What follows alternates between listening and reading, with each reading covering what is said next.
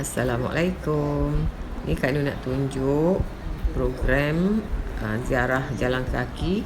Masih lagi kami teruskan di sekitar Masjidil Haram, melihat tempat-tempat bersejarah lah.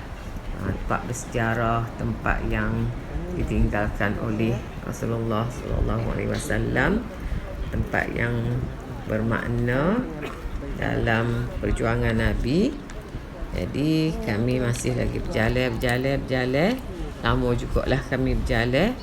Bermula kira-kira pukul 5 petang pada 30 Julai hari itu. Jadi kami teruskan dan kita tengok kawasan Masjidil Haram ni banyak merpati ya. Tengok tu merpati, sebab orang ramai bagi makan dia, okey. Maka dia pun membiak lah. Dan di sebelah sana tu ada kedai-kedai, kedai jual macam-macam lah. Jual sejadah, jual barang cendera hati, cendera mata, macam-macam lah untuk kita bawa balik nanti. Terusnya kita dengar gapo Ustaz Fizan Roya. Apa Masjid Ar-Roya? Mana ada Masjid Ar-Roya? Masjid Kucing mana? Masjid Kucing. Kucing dah dia banyak.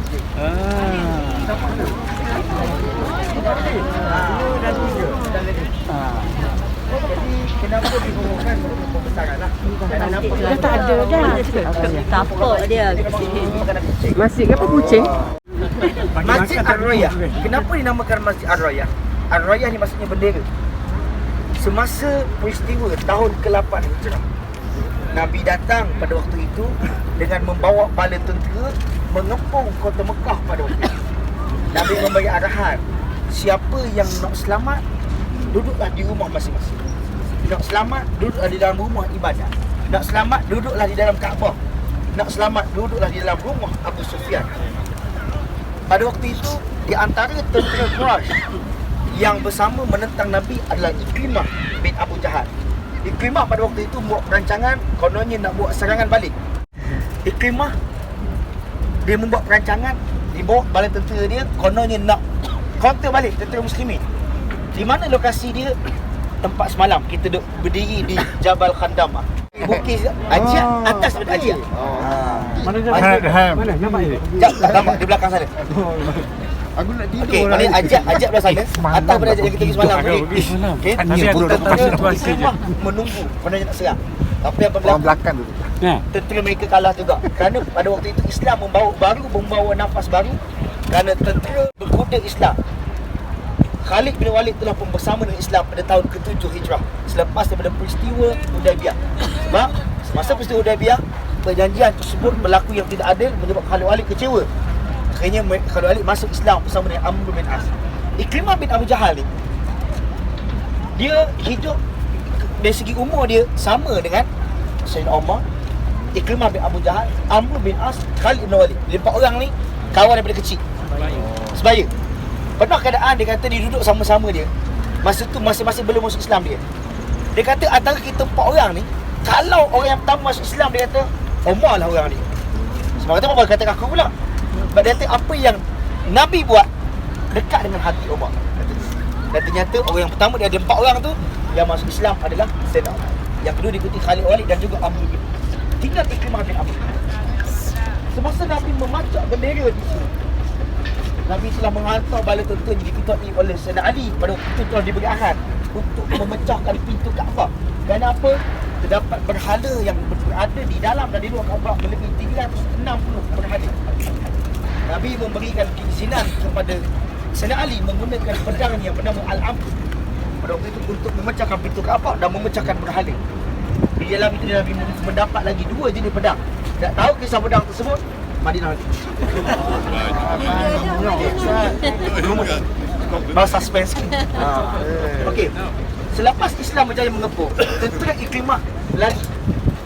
Dan Nabi mengeluarkan 10 jenayah perang. Kata 10 orang ni Ustaz Fiza terus bercerita mengenai Ikrimah. Ia amat memusuhi Nabi SAW dan akhirnya mati syahid di medan perang. Ikrimah ni sebenarnya anak Abu Jahal dan memanglah terkenal Abu Jahal ni kuat menentang Rasulullah SAW. Ikrimah ni berusia dalam lingkungan 30 tahun lah ketika Rasulullah mula menyampaikan dakwah Islam secara terbuka. Dia adalah seorang bangsawan Quraisy yang dihormati, kaya, dikenali, gagah, berani dan seorang penunggang kuda yang mahir. Dia memusuhi Nabi sallallahu alaihi wasallam kerana ayahnya juga musuh Nabi ketika itu. Sejak ayah dia mati dalam peperangan Badar, sikap dan pandangan Ikrimah terhadap kaum muslimin semakin menjadi-jadi, semakin benci kerana dendam kesumat dia terhadap orang-orang Islam, khususnya Nabi Muhammad sallallahu alaihi wasallam. Ketika penaklukan kota Mekah, kaum Quraisy ni dia tidak akan menghalang Rasulullah lah kaum muslimin masuk ke kota Mekah. Tapi Ikrimah ni dan beberapa orang pengikut dia tak mengindahkan keputusan itu dan mereka menyerang pasukan besar kaum muslimin. Namun serangan itu dapat dipatahkan oleh Panglima Khalid bin Walid. Ikrimah kemudiannya melarikan diri ke Yaman lantaran takut dihukum mati oleh Rasulullah sallallahu alaihi wasallam. Lepas tu isteri Ikrimah ni pula menemui Rasulullah untuk meminta ampun. Rasulullah memenuhi permohonan itu. Maka Ummu Hakim pun berangkat menyusul Ikrimah. Setelah bertemu dengan Ikrimah di tempat pengasingannya, Ummu Hakim memujuk suaminya agar kembali ke Mekah. Ummu Hakim juga mengabarkan bahawa Rasulullah telah mengampuni dan memaafkannya.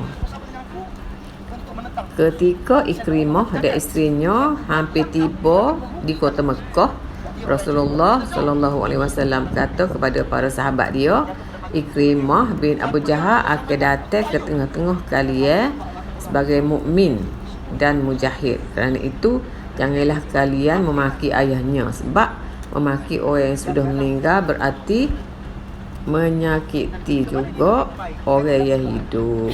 Padahal makian itu tak terdengar oleh orang yang sudah meninggal. Jadi ketika Ikrimah dan isterinya memasuki menghampiri Rasulullah menyambutnya dengan gembira. Ketika Rasulullah duduk kembali, Ikrimah duduk di hadapan baginda dan mengucapkan 2 kalimah syahadat sebagai tanda keislamannya.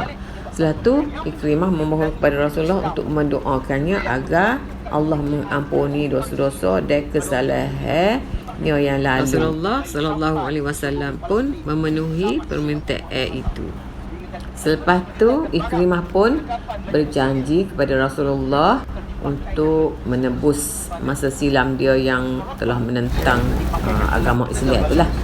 Dia akan berusaha mulai saat tu untuk menebus dengan mengorbankan harta benda dia lah yang berlipat kali ganda untuk menegakkan agama Allah. Ketika terjadi perang Yarmouk, Ikrimah bersungguh-sungguh berperang. Panglima perang Khalid bin Walid menegur cara beliau sebab dia takut Ikrimah tu korban dan apabila mati menjadi satu kerugian lah kepada pasukan Islam. Namun Ikrimah tak peduli dengan kata-kata panglima dia tu. Jadi dia kata dia nak menebus dosa-dosa dia yang lalu. Ketika akhir pertempuran di Yarmouk, 3 orang telah luka parah. Antaranya mereka ialah Al-Haris bin Hisham, Ayashi bin Abi Rabi'ah dan Ikrimah bin Abu Jahal. Jadi Haris ni minta air minum lah dahaga ketika saat-saat dia nazak lah. Jadi ketika air tu dekat dengan mulut dia, dia tengok Ikrimah dalam keadaan yang teruk. Jadi dia kata beri dulu kepada Ikrimah. Katanya Al-Haris. Jadi ketika air dekat dengan mulut Ikrimah, Ikrimah tengok saing dia ni duk tengok pada dia lah. Jadi Ikrimah ni kata beri dulu kepada Ayashi. Ketika dekat-dekat dengan dia nak teguk air tu, Ayashi pun meninggal dunia. Lepas tu orang tadi gilah ke mulut Ikrimah dan juga Haris. Tapi dah terlewat, kedua-duanya juga telah meninggal dunia. Nabi duduk di tempat ini. Ada yang kata duduk di tempat ni. Maksudnya antara dua tempat ni lah Nabi duduk. Dan di sebelah sana tu ada satu pokok.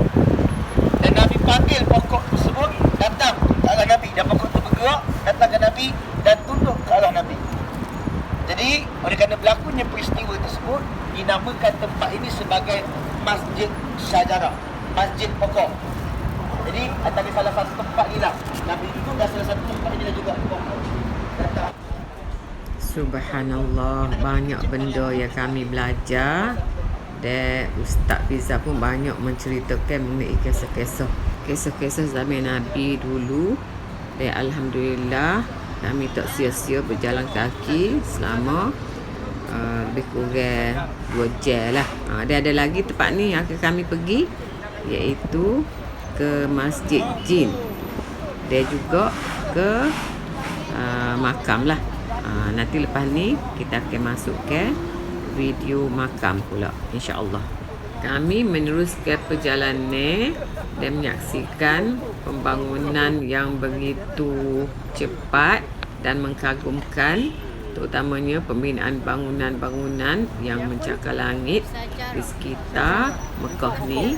Dan kami amat-amat teruja mendengar pelbagai kisah-kisah menarik ketika zaman Nabi SAW dan sahabat-sahabatnya dalam memperjuangkan dan menegakkan agama Islam di bumi Mekah ini. Ini adalah kenangan terindah kami ketika berada di Tanah Suci sempena musim haji 1443 Hijrah. Syukur Alhamdulillah kerana kami telah terpilih menjadi tetamu Allah untuk kali ini, dan kami berdoa supaya waris-waris kami, sanak saudara, anak beranak kami, jiran-jiran tetangga dan kenalan-kenalan, sahabat handai, semuanya turut menunaikan haji pada masa-masa yang akan datang, insya-Allah.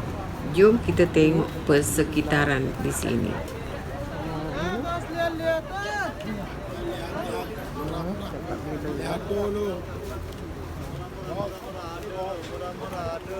Murah.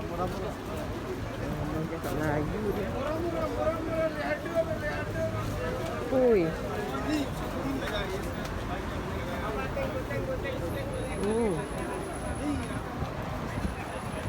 Macam ada.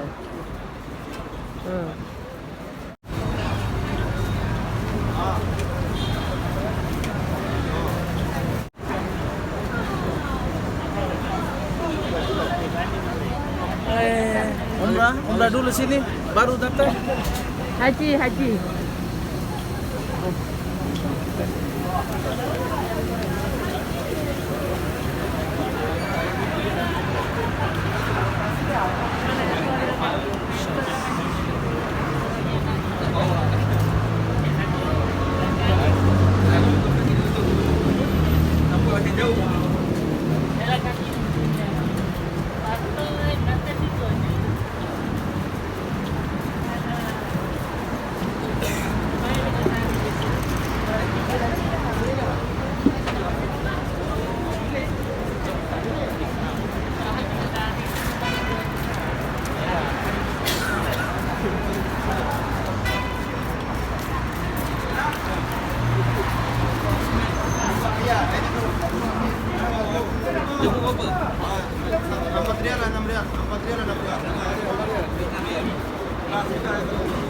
Air tebu. Ya, siapa nak air tebu Pak Lian ni? Kita suruh buat dulu, kita ni baru kita ambil balik. Siapa nak air tebu ni? 1, 2, 3, 4, 5, 6, 7, 8, 9, 10, 11, 12, 13, 14, 15, 16, 17. Ya, hati ni sampai tak asal. Mesin, mesin bermesin lah. Ada sila, kita bersih lawan pada rejak. Jangan sampai gula lah. Dia memang tak ada gula pun, dia memang keluar pada ni tu ni. Jom kita kat depan tu dulu. Lepas tu kita datang balik. Air tebu 20.